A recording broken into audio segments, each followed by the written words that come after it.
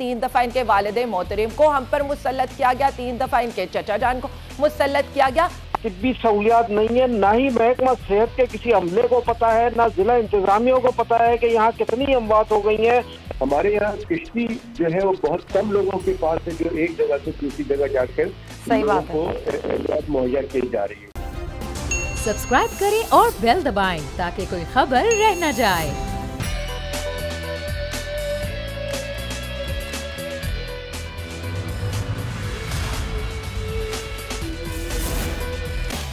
बिस्मिल्लाहिर्रहमानिर्रहीम, अस्सलाम वालेकुम। प्रोग्राम में मैं सुमैया रिजवान आपको खुशामदीद कहती हूँ। नाजरीन, मुल्क की सियासत का पारा हाई है। एक तरफ तो हुकूमत की इंतकामी कार्रवाइयाँ जारी हैं, कई केसेस इमरान खान पर चल रहे हैं, उन केसेस में वो पेश भी हो रहे हैं। आज जो दहशत गर्दी का मुकदमा खारिज करने के बारे समात हुई है वो भी बड़ी इंपॉर्टेंट है और ज़ाहिर है उसमें जो रिमार्क्स हैं chief justice Islamabad high court के, जिसमें उन्होंने कहा है कि अल्फाज नामुनासिब ज़रूर हैं लेकिन दहशत गर्दी की दिफा कैसे बनती है ये समझ में नहीं आता। दूसरी तरफ जो मजहबी कार्ड इस्तेमाल किया जा रहा है इमरान खान के खिलाफ वो एक अलग मामला है। इस सारी सूरत हाल में इमरान खान फाइनल कॉल की बात कर चुके हैं। अगर आपको वीडियो पसंद आई है तो लाइक पर क्लिक करें कि इसी महीने में सितंबर के महीने में फाइनल कॉल देंगे तो होगा क्या। ज़रा क्विकली आगे बढ़ेंगे क्योंकि हमें ज्वाइन कर रही हैं आलिया हमजा, पाकिस्तान तहरीक इंसाफ की रहनुमा हैं, उनको हम वेलकम करते हैं। आलिया साहिबा, बहुत शुक्रिया आपके वक्त का। एक तरफ तो ये सारे केसेस जिन केसेस का इमरान खान सामना भी कर रहे हैं, फिर अभी रिसेंटली जो एक मजहबी कार्ड इस्तेमाल किया गया इमरान खान के खिलाफ हुकूमत की तरफ से वो भी आपके सामने है। इमरान खान खुद क्या सोच रहे हैं, पीटीआई की क्या स्ट्रेटजी है, फाइनल कॉल होगी तो वो क्या होगी सितंबर में पीटीआई की? बिस्मिल्लाहिर्रहमानिर्रहीम। Thank you Sumaiya. And Sumaiya, it's my first show with you. First of all जी, इंशाल्लाह ताला बड़ा अच्छा होगा और आपकी और मेरा एक अच्छा कंट्रीब्यूशन जाएगा टू द व्यूअर्स।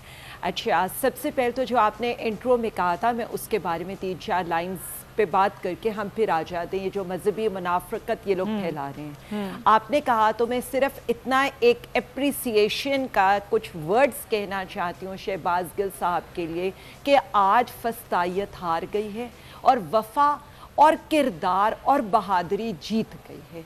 यकीन माने जो ये 36 रोज़ा फस्तायत के दिन थे और जिस मुश्किल से और जिस जवामर्दी से उन्होंने इन सब का मुकाबला किया, और आज के जो इस्लामाबाद हाई कोर्ट के कमेंट्स हैं उनसे ये अंदाज़ा होता है कि किस कदर डरी हुई हुकूमत है कि उसको इससे भी डर था। जो जस्टिस साहब के कमेंट्स हैं वो उनके कमेंट्स बहुत ही इम्पॉर्टेंट हैं क्योंकि उन्होंने ये कहा है और उन्होंने ये पूछा है कि बेशक इनका बयान गैर जिम्मेदाराना हो सकता है, कुछ लोगों के लिए जाहिर है तो ही नामेज़ी होगा, लेकिन क्या किसी फौजी से राब्ता करके उन्होंने बगावत पर मजबूर किया?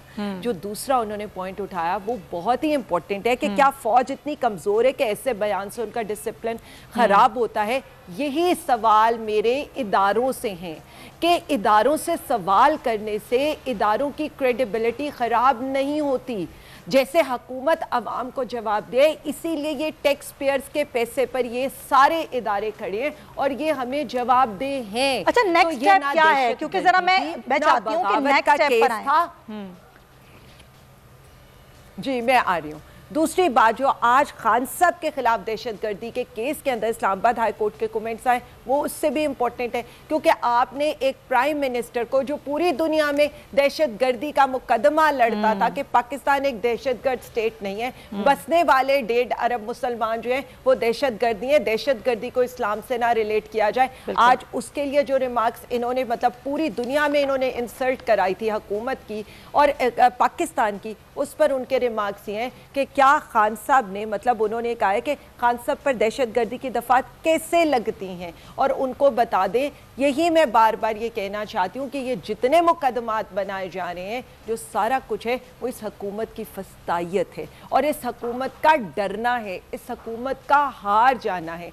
आपने तो अभी जो बात की, आपने तो मुझे क्लिप सुना दिया ये जो है जावेद लतीफ़ साहब का। मैं तो सिर्फ इतना कहूँगी, नवाज शरीफ साहब को जूता पड़ा था इस पे, एहसन इकबाल साहब को गोली लगी थी इसके ऊपर, ख्वाजा आसिफ साहब का मुंह काला हुआ था इसके ऊपर। जावेद लतीफ़ साहब खुद पट्टी बांधकर टीवी टॉक शो के अंदर वो इसी चीज़ के ऊपर आए थे और बैठकर यही भाषण दे रहे थे कि जी मजहब कार्ड का इस्तेमाल नहीं होना चाहिए। लेकिन अभी थोड़ी देर पहले, 2 घंटे पहले, इन्हीं के एक लीडर, जो लीडर मैं उनको क्या कहूँ, खैर वो तो मुजरिमा है, और मैं क्या कहूँ कि जिस तरह के अल्फाज सुन ले, मैंने आपके लिए रखा है वो शॉर्ट की, और जिस तरह मैंने आपके लिए रखा है वो शॉर्ट रखा है, जरा आप भी सुन लीजिए। जाहिर है फाइनल कॉल दे रहे हैं ना, इमरान खान साहब कह चुके हैं कि हम आएंगे सड़कों पर। एक सवाल उनसे किया गया था आलिया साहिबा, जरा सुनिए मरियम नवाज ने जवाब क्या दिया, सुनाइएगा जरा। सुना आपने आलिया साहिबा, वो सवाल बता रही हैं कि सवाल गलत है, वो सहाफी को बता रही हैं, आप बता रही हैं आप गलत सवाल कर रहे हैं। वो जब कॉल देते हैं लोग नहीं निकलते, तो जो ये निकलते हैं ये कौन होते हैं? भूत होते हैं ये? जी मैं इनके बारे में अब मैं क्या कहूँ, इन्होंने जो आज बातें की हैं, मैं सारी बातों का ज़रा एक एक करके जवाब देती हूँ, और इस बात का तो मैं कैटेगोरिकली जवाब दूंगी। सबसे पहले तो मैं वो टोकन ज़दा शक्ल से ये पूछना चाहूँगी कि आप झूठ से अपनी बात शुरू करती हैं, गाली से अपनी बात शुरू करती हैं, मजहबी मुनाफरकत से आप अपनी बात शुरू करती हैं, ना आप इदारों को बख्शती हैं, ना आप अदलिया को बख्शती हैं, ना, और फिर आकर आप ये कहती हैं कि अटैक हम करते हैं। गाली गलोच और जिस तरह का आप ये, फिर मैं वही कहूँगी कि घटिया वो होगा जो बात करता है घटिया होने की, और मतलब वो जिसे कह लें कि मनहूस शक्ल उसकी होगी जो आकर वहां पर खड़ा होकर किसी और को मनहूस कह रहा होगा। ये सारी चीजें तो उनके ऊपर खुद जाती हैं कि गाली गलोच से ले लें, मतलब उनकी एक क्रेडिबिलिटी क्या है। सबसे पहले तो मैं ये बता दूं कि जब उनको आज आउट ऑफ सिलेबस सवाल आया ना, तो उन्होंने आगे क्या कहा, पता करके बताऊंगी। मैं उनसे पूछती हूँ जो पेट्रोल की कीमतें बढ़ रही है ना, जरा चचा जान से पता करके बताइएगा। ये जो बिजली की कीमतें बढ़ रही है ना, चचा जान से पूछ कर बताएगा। जो सैलाब के अंदर अवाम का हाल हो रहा है ना, और वहां पर वो जोकर जो जिसको मुसल्लत किया है, वहां पर वो जाकर सिर्फ जो माइक लगाने के लिए और कानों के अंदर एयर प्लग्स लगाने के लिए वो जो हरकतें करके हमारे मुल्क का इमेज बर्बाद करें, जरा उस पर भी पता करके बताइएगा। और इस पर जरूर पता करके बताइएगा कि पीटीआई के जो जलसे हैं, खुद आप चिश्तिया में किसी के डेरे पे जलसा करती हैं, और वहां पर इमरान खान जो स्टेडियम में जलसा करता है, तो जितना जलसा अंदर होता है उतना जलसा ही बाहर होता है। बेसिकली इनका माइंडसेट वही है, कुर्सियां गिनो, दरख्त गिनो, ये हरकतें करो। अवाम सबको पता है हमारे साथ है, और मैं तो इनसे सिर्फ इस बीबी से इतना पूछूंगी कि जरा इतनी आप बहादुर है ना, तो जो कह रही थी कोच जरा कोच का नाम भी आप ले लेती। तो मैं आपको बता देती हूँ, आपके कोच वो थे जिनके बारे में आपने कहा कि जी उनकी मर्जी के बगैर तो कोई वोट ऑफ नो कॉन्फिडेंस कामयाब नहीं हो सकता। फिर उसके बाद आप अपनी जबान से भी जूते चमकाती रही, और अब आप आकर हमें ये भाषण दे रही हैं और हमसे ये सवाल करी हैं और हमें ये कह रही हैं लाडला कौन है। लाडले वो थे जो 9 अप्रैल को 88 सीटों के साथ 156 सीटों वाली हुकूमत को बाहर निकालकर अवाम के ऊपर अजाब की तरह मुसल्लत हुए। लाडले वो थे जो चौधरी शुगर मिल्स में जिन्हें नैब ने आज क्लीन चिट दे दिया है। लाडले वो हैं जो पिछले 20 माह से यहां पर जमानत के ऊपर बाहर फिर रही है वो औरत, और किसी को वो बख्शने को तैयार नहीं है। लाडले वो हैं जो जिनको यहां पर मुसल्लत किया जाता है, 1 दफा नहीं 3 दफा इनके वालिदे मोहतरम को हम पर मुसल्लत किया गया, 3 दफा इनके चचा जान को मुसल्लत किया गया। और अगर हम इतने अनपॉपुलर है और अवाम हमारी कॉल पे निकलती नहीं है, तो ये आज इंतखाबात का तो चले लाडला कौन है या नहीं है, अवाम के लाडले जरूर हो गए इमरान खान साहब। आलिया साहिबा, अवाम के लाडले हो गए इमरान खान साहब, क्योंकि इमरान खान कॉल देते हैं, अवाम बाहर आती है। आज अगर अवाम को बाहर लेके आते हैं, सवाल मेरा ये है, एक सवाल ले ले मेरा, अगर अवाम आज बाहर आती है आपकी कॉल पर, तो क्या होगा? फाइनल कॉल क्या होगी? धरना होगा, एहतजाज होगा, क्या होगा? मैं प्लान जानना चाह रही हूँ। सुमैया, मैं सिर्फ इतनी बात करना चाहती हूँ, लाडला वही अवाम का होता है और हमें अवाम का लाडला होने में फ़ख्र है। अब आप ये देख लें, बोल अवाम का लाडला नहीं बन गया, बाकी सारे चैनल्स एक तरफ हो गए, बोल क्यों अवाम का लाडला बन गए? क्योंकि जो अवाम के हक की बात करता है, जो सच की बात करता है, जो सच के साथ डट के खड़ा होता है, वही अवाम का लाडला होता है। जो अवाम के हक पर बात करेगा ना, अवाम उसके लिए सड़कों पर भी निकलेगी, अवाम उसके लिए जान देने को भी तैयार होगी। आप मुझे बताएं, क्या आप लोगों पर प्रेशर नहीं आया? क्या आप लोगों के चैनल को बंद नहीं किया गया? क्या आप लोगों को इमरान अभी तक बहाल नहीं हुआ है मैम पूरी तरीके से चैनल के ऊपर अभी तक बहाल नहीं हुआ? तो यही मैं आपको बता रही हूँ कि ये डरे हुए लोग हैं, ये खौफजदा लोग हैं, इनकी शक्लें बता रही हैं कि ये किस कदर खौफजदा हैं। हर उस सहाफ़ी से, हर उस चैनल से, हर उस लीडर से, हर उस पार्टी से जो अवाम के साथ खड़ा है। देखिए, हमारा लीडर एक डायरी लेकर निकला था वजीर आजम हाउस से, आज पूरा पाकिस्तान उसके साथ खड़ा है और पूरा पाकिस्तान, ये मैं तो इतनी सी बात करूंगी, वो एक सीटी बजाता है ना तो पूरा पाकिस्तान निकल आता है बाहर, वो एक जगह जलसा करते हैं ना तो पूरा पाकिस्तान जलसा गाह बन जाता है। ये अगर या तो ये डिनाइल की स्टेज में रह रहे हैं, या ये अवाम को बेवकूफ समझते हैं, या ये अपनी पार्टी को आलिया साहब, क्योंकि मैं बार बार आपसे सवाल इसलिए कर रही हूँ, इन्फॉर्म्ड है, मैं अवाम की ही नुमाइंदा बन के आपसे सवाल इसलिए कर रही हूँ, मैं जानना चाह रही हूँ कि जो 25 मई को हुआ, जाहिर है आज वो सूरत हाल इस तरह नहीं हो सकती। पंजाब में आपकी हुकूमत है, केपी में आपकी हुकूमत है, गिलगित बल्तिस्तान कश्मीर में सारी तरफ से आप अवाम इकट्ठी करके इस्लामाबाद में लेके आते हैं और वहाँ से रुकावट का सामना करना पड़ता है, फिर क्या होगा? फिर इमरान खान साहब की स्ट्रेटेजी क्या है? बार बार ये सवाल मैं इसीलिए कर रही हूँ। सुमैया, मैं इस पर तो इसलिए कोई क्लियर आपको पिक्चर नहीं दे सकती क्योंकि जाहिर है हमारी कोर कमेटी का इजलास होगा, उसके अंदर इसकी डिटेल सारी की सारी जब सेटल्ड होंगी तो हम अवाम को बता सकेंगे कि खान साहब का अगला लाए अमल क्या है। लेकिन अभी तक की तो जो स्ट्रैटेजी है वो आपको पता ये है कि ये 24 किलोमीटर की हुकूमत है, इनकी ना कोई स्टैंडिंग है ना कोई लेजिटिमेसी है। सबसे बड़ी बात है कि अवाम हर तरफ खान साहब के साथ खड़ी है, एक तरफ पाकिस्तान इमरान खान और अवाम खड़े हैं और एक तरफ ये 14 का शैतानी टोला खड़ा है जो बूट पॉलिश करने ही में मसरूफ़ है। लेकिन उस पर भी मैं आपको बता दूं, कल से इन्होंने अपनी एक प्रॉक्सी वॉर स्टार्ट कर दी है। वो आपको भी पता है कि इदारों के अगेंस्ट, बिकॉज एक चेरी ब्लॉसम करता है और दूसरा आकर इदारों पर अटैक करते हैं। तो वो आज ये देख लें कि ये एपिसोड स्टार्ट हो गया और अवाम बड़ी समझदार है और मेरा ख्याल है कि अब इदारों के भी समझने का टाइम आ गया कि ये जो काम कर रहे हैं वो अब नहीं चलेगा। अब जो बात है, अब अवाम फैसला करेगी और यही हम कह रहे हैं कि हम अवाम को लेकर आएंगे और इस इम्पोर्टेड मुसल्लत करदा हुकूमत को ख़त्म करेंगे। सही, ठीक है, बहुत शुक्रिया आपका आलिया हमजा साहिबा, बहुत ने हमारे साथ जो है ये सारी सूरत हाल रही और जो उनकी गुफ्तगू थी उससे तो यही लग रहा है कि अब ज़ाहिर है ये फाइनल कॉल ही है और इमरान खान साहब मोबिलाइज करेंगे अवाम को और उसके बाद क्या करेंगे वो अभी क्लियरिटी होना बाकी है। कोर कमेटी के इजलास में ये चीज़ें फाइनलाइज होंगी। आप जानते हैं नाजरीन कि एक तरफ तो ये सियासी गर्मा गर्मी है जो कि जारी, लेकिन दूसरी तरफ हमारा मुल्क जो कि सैलाब में घिरा हुआ है, कई मुतासरीन है, खासतौर पे सिंध की सूरत हाल देखें तो बहुत तशवीशनाक है। और अब सैलाब के बाद जो बीमारियां हैं वो फूट पड़ी हैं, लोग उससे जाबाहक भी हो रहे हैं। तो सक्कर की जो सूरत हाल है वो बड़ी ख़तरनाक हो गई है। सोलेपट का गोट है ये शहबाज डनू, जहाँ पर गैस्ट्रो की बीमारी फूट पड़ी है और 13 अफराद जाबाहक हो गए हैं। ये कैसे हुआ और वहाँ पर क्या हुकूमत की तरफ से किसी किस्म की कोई मदद नहीं की गई, इस पर हम बात करेंगे। ब्यूरो हेड सक्कर शाहिद अली हमारे साथ हैं।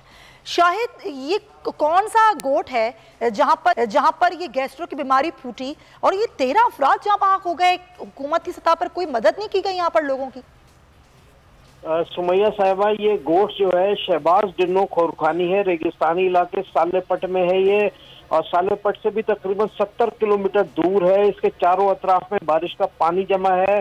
खोरखानी कबीले के लोग यहाँ रहते हैं। इन बेचारों के साथ ये मुश्किल है कि गांव के तकरीबन लोग जो है वो गैस्ट्रो के मर्ज में मुब्तला हो गए। उनमें अब तक जो है 13 अमवात हो चुकी हैं। 5 बच्चे हैं, मासूम बच्चे हैं, कम उम्र बच्चे हैं, 5 तकरीबन खवातीन हैं, बाकी मर्द हैं और तकरीबन 50 लोग इसमें मुब्तला हैं। इलाके में तिब्बी सहूलियात नहीं है, ना ही महकमा सेहत के किसी अमले को पता है, ना जिला इंतजामिया को पता है कि यहाँ कितनी अमवात हो गई हैं। ये सिर्फ बोल की टीम इंतहाई मुश्किल से इस इलाके में पहुंची है। साहब ये बता दें, ये कितना दूर है, ये कितना अंदर है गोट की हुकूमत यहाँ पहुंच ही नहीं पाई, बल्कि वजीर आजम ने भी दौरा किया था। देखिए, सक्खर से ये तकरीबन 133 किलोमीटर दूर है, सालेपट से ही तकरीबन 70 किलोमीटर दूर है, लेकिन जाहिर है सिंध का हिस्सा है, पाकिस्तान का हिस्सा है। महकमा सेहत को अलग हवाई अमराज फूट पड़े, लोग मर रहे हैं, कब्रिस्तानों में दफन हो रहे हैं। इनके पास ये फिगर भी नहीं है, ना इनको पता है। ये अभी मैंने ताज़ा तरीन फुटेजेस भेजी है कि एक मकामी छोटा सा अस्पताल है, वहाँ भरे हुए हैं लोग।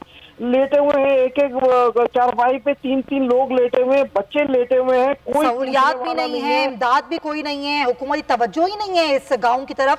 बहुत शुक्रिया ब्यूरो हेड सक्कर शाहिद अली जिन्होंने तवज्जो दिलाई है हुक्काम में कि ये भी एक जगह है, ये भी एक गोट है। 50 अफराद गैस्ट्रो में मुब्तला हैं, 13 अफराद जहाँ भाग हो चुके हैं। इस पर हम मजीद भी बात करेंगे, लेकिन यहाँ पर एक ब्रेक लेंगे और फिर वापस आते हैं।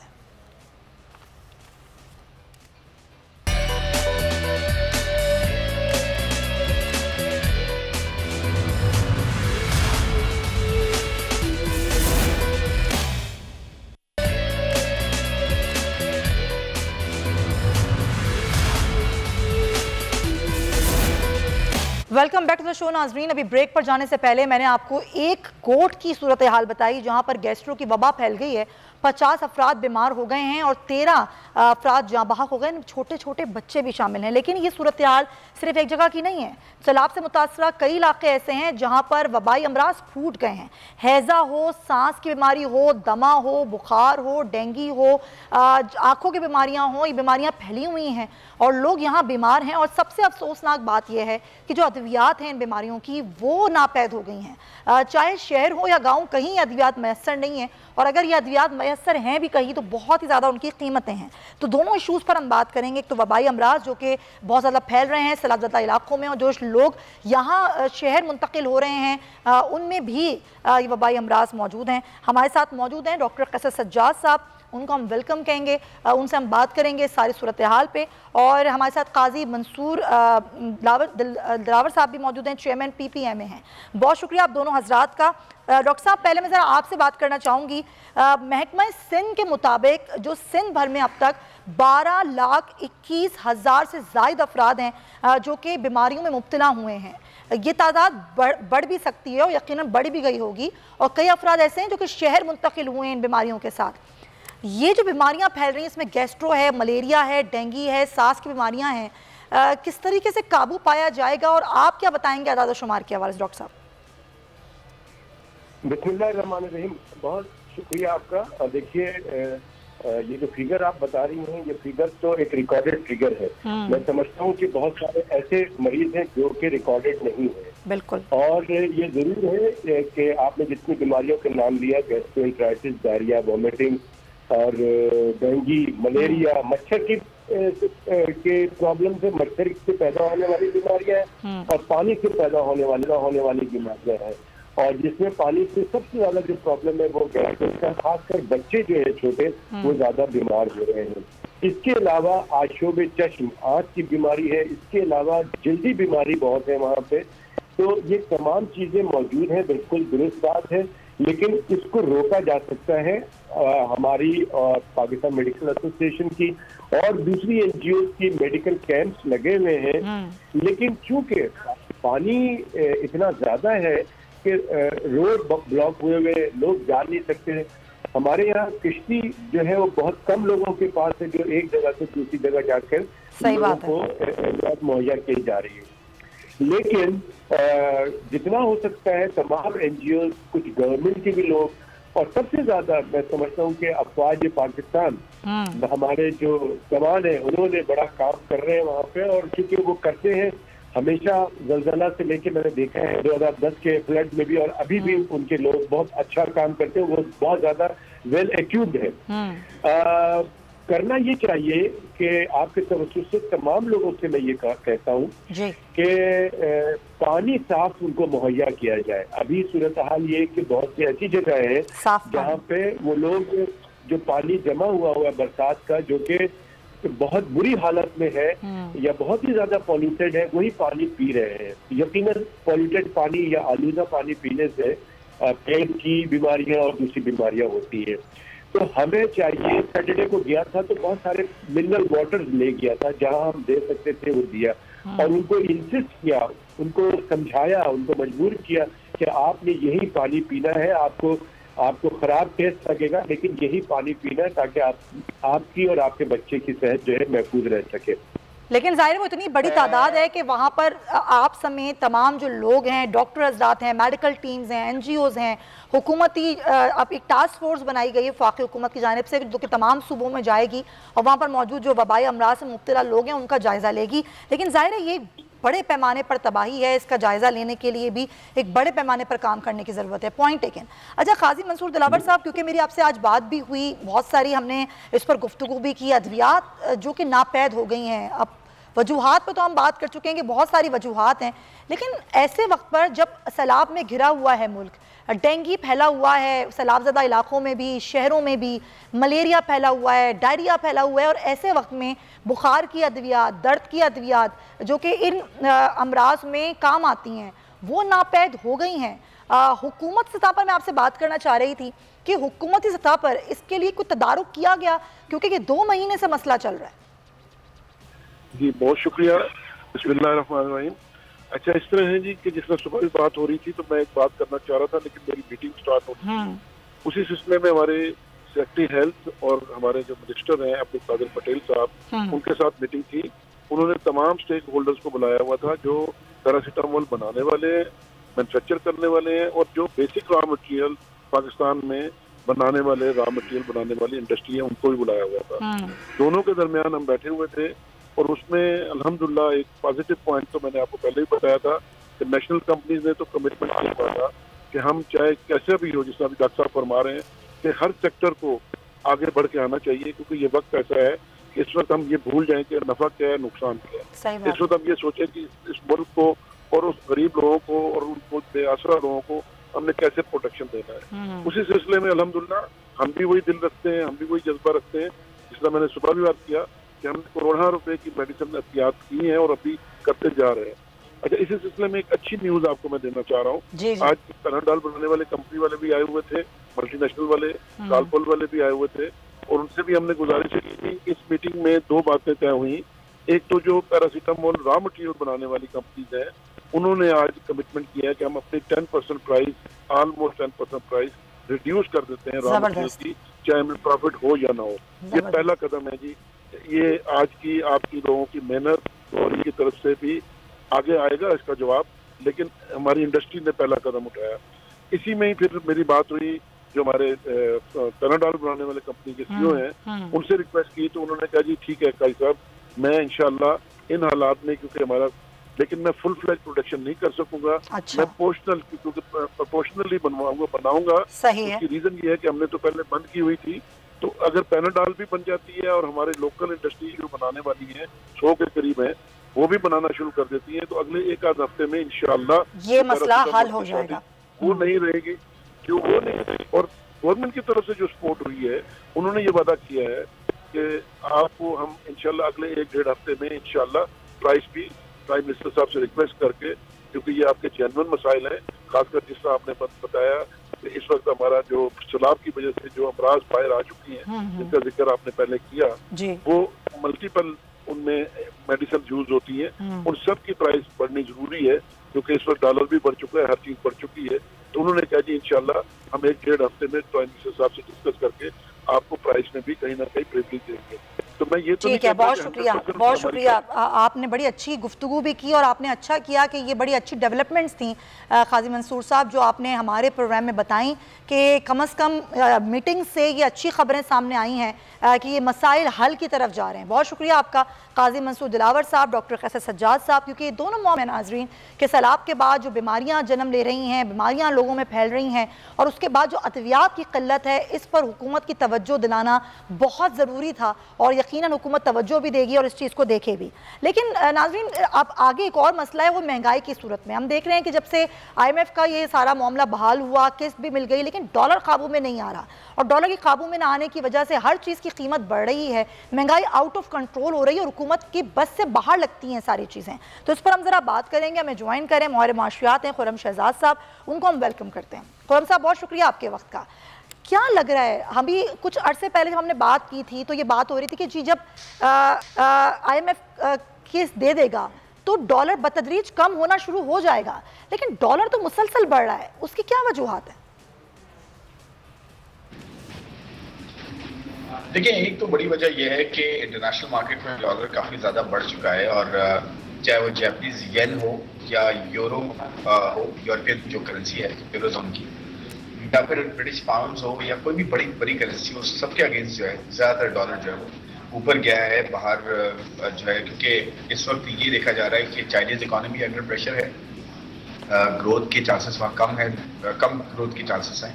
पूरी दुनिया का रॉ मटेरियल खींचती है, आपको पता है, और दुनिया की फैक्ट्री है चाइना, तो उनका जो है वहाँ पे स्लो डाउन आना, और उसके साथ साथ फिर यूरोजोन में स्लो डाउन आना, यूरोप में, क्योंकि यूक्रेन जो वॉर है उसकी वजह से गैस, ऑयल, ये सारा वहाँ पे काफ़ी जो है वो कम मिकदार में उनको हासिल हो रहा है। और फिर साथ साथ इन्फ्लेशन के कंसर्न्स हैं, क्योंकि जो कमोडिटीज़ हैं दुनिया की, खाने पीने की अशिया और एनर्जी, ये पिछले 4 जिसकी वजह से सारे सेंट्रल बैंक्स करते हैं शरह सूद को बढ़ा के, ताकि लोगों के हाथ में पैसा कम हो या फिर महंगाई कम हो, कंट्रोल किया जाता है मनी सप्लाई को, इंटरेस्ट रेट बढ़ा के, शरह सूद बढ़ा के। पाकिस्तान में भी वो इंटरेस्ट रेट्स को बढ़ाया गया। प्रॉब्लम ये है पाकिस्तान में एडिशनल, एक तो डॉलर का इंटरनेशनली जो है वो ऊपर जाना, और अमेरिकन इकोनॉमी का बेहतर रिलेटिवली अपेयर होना बनिस्बत यूरो इकोनॉमी या फिर चाइना या जापान, ये सारी बड़ी इकोनॉमीज हैं। तो उसका एक उसका इम्पैक्ट है। हमारे यहाँ ये नहीं हो सकता कि सारी करेंसीज जो है हमारे डॉलर के अगेंस्ट गिरें और हम डॉलर के अगेंस्ट एक जगह खड़े रहें, ये नहीं हो सकता। ठीक है, बहुत शुक्रिया आजाद साहब, बड़ी आपने इंपॉर्टेंट बात की।